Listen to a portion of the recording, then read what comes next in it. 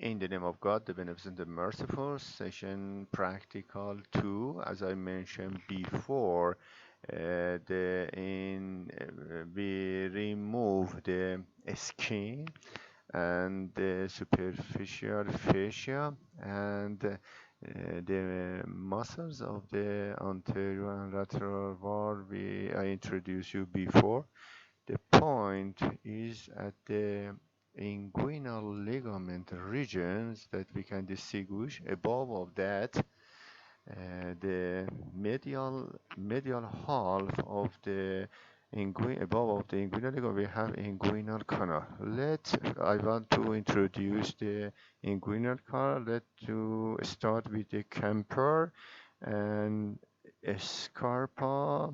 We expected Holden line below the inguinal ligament when we remove immediately superficial fascia from the upon of the external oblique. This is the external oblique, the first aponeurosis at this region when we remove the superficial fascia.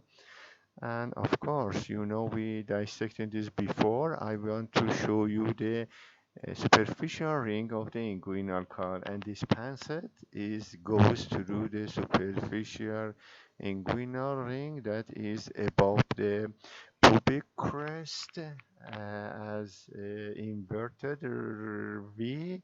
I expected to find the spermatocord. This is the spermatocord, as you can see, and of course by the um, this you can see the ilioinguinal nerve that we can distinguish that being out through the superficial. If I by the spermatocord I move the the pancet handle goes by the spermatocord to the scrotum at that the same level. Okay.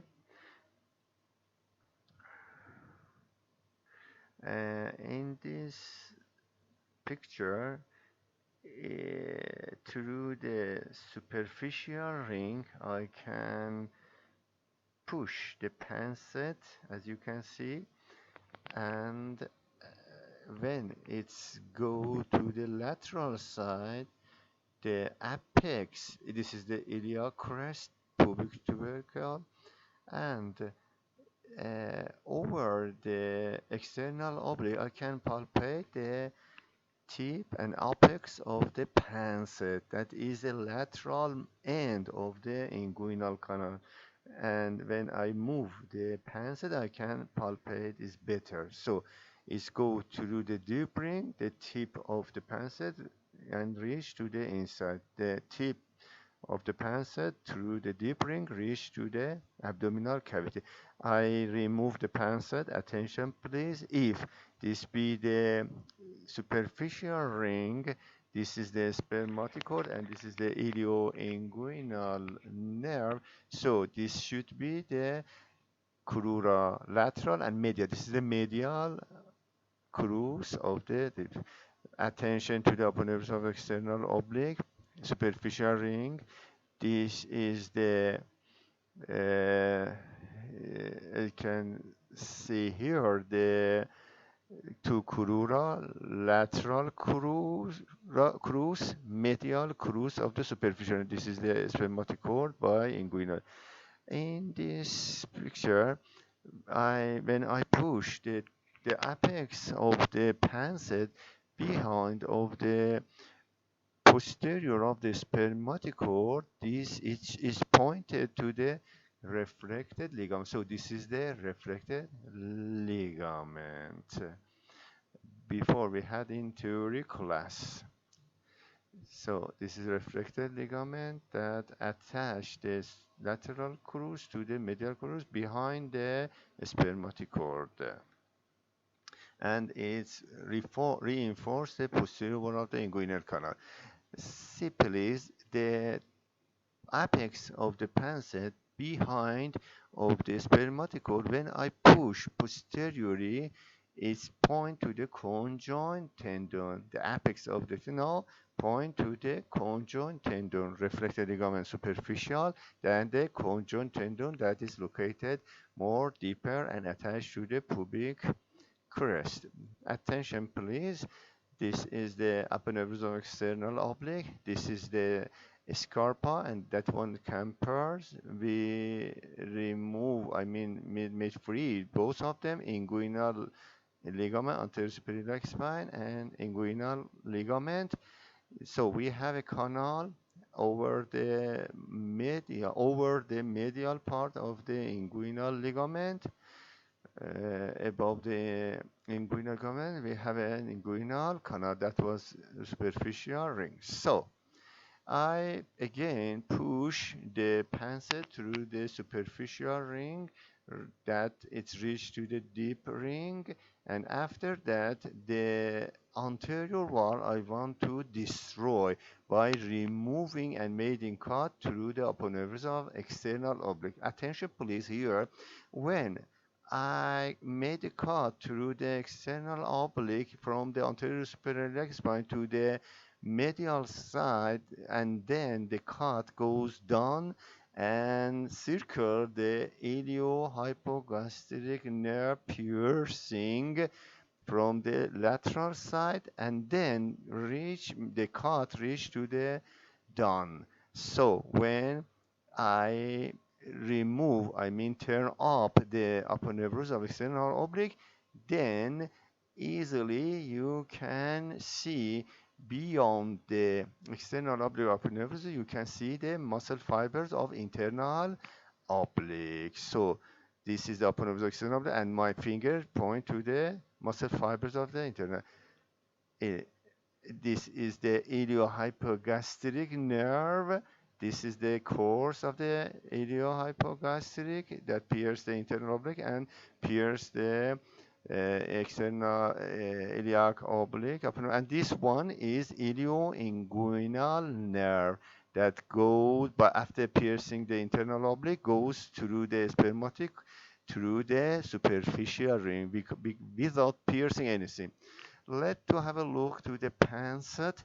The pancet through the superficial ring goes behind the aponeurosis of external oblique, then reach to the beyond of the internal oblique muscle fibers cover the pancet. It means you cannot see the tip of the pancet, and then the tip of the pancet reach to the deep ring. When I push, it goes through the deep ring and reach to the abdominal cavity. So anterior wall made by the pus, superficial fascia, aponeurosis of external oblique, and muscle fibers of the.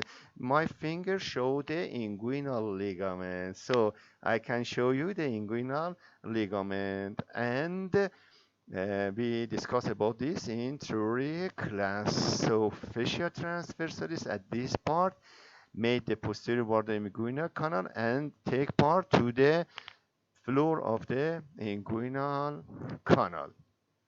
So the everything that from above limited the pancet made the roof of the canal, I mean the muscle fibers of the internal oblique and muscle fibers of the transverse that being covered by the internal oblique, and both of them made the conjoint tendon here.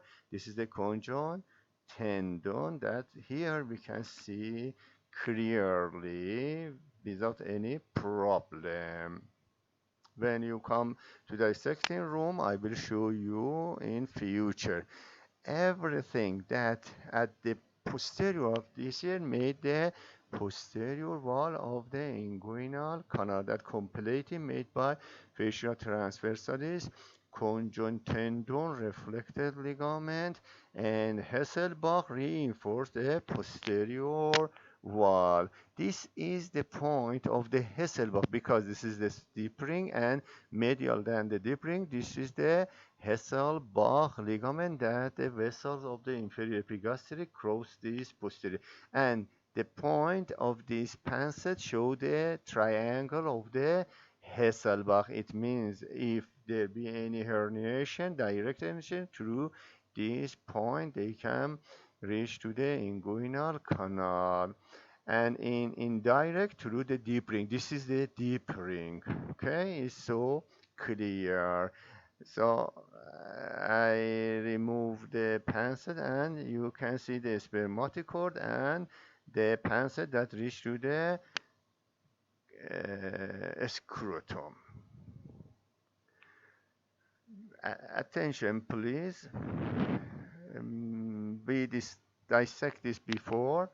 The tip of the pencil reach to the delivery. I want to show you the tip of the pencil for the cutting that we have to reach to the abdominal wall.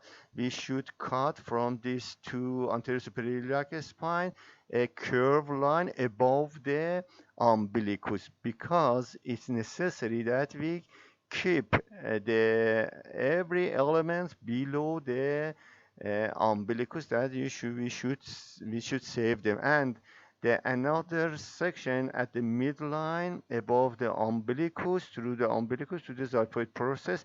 And when we separate this, we easily reach to the peritoneal cavity. As you can see here, everything is clear. These are the landmarks important below at the midline urachus and uh, at the lateral side of the umbilicus, you can see the inferior epigastric vessels. These are, and this one is obliterated umbilical artery, urachus, umbilicus, obliterated umbilical, and this lateral side epigastric, inferior epigastric vessels you can see. From, let to check from the outside, the pancet goes through the superficial ring, goes through the inguinal canal, and the tip of the pancet we can see here. Let me to move the pancet. Here you can see the tip of the pancet here that is moving. I show by my finger, and this one is epigastric, inferior epigastric. So this is the inguinal deep ring at this point, and epigastric, inferior epigastric is here. The most important thing is here is this is the peritoneum, and this one is peritoneum visceral, and that one was parietal. In the next session I will discuss about this. So with the cutting we select above of the umbilicus because to save the important landmark in urachus دو طرف lateral side of the umbilicus obliterated umbilical vein and lateral than epigastric inferior vessels, that being important landmark to distinguish the herniation at the inguinal canal.